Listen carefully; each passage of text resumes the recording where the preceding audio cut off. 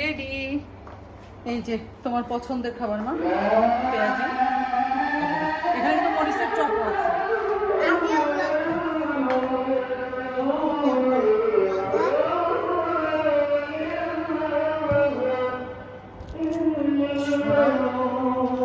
দেখো এটা একটু ভেঙে দেখো, দেখছো একদম সুন্দর মতো ইয়া হয়ে গেছে, মচমচা।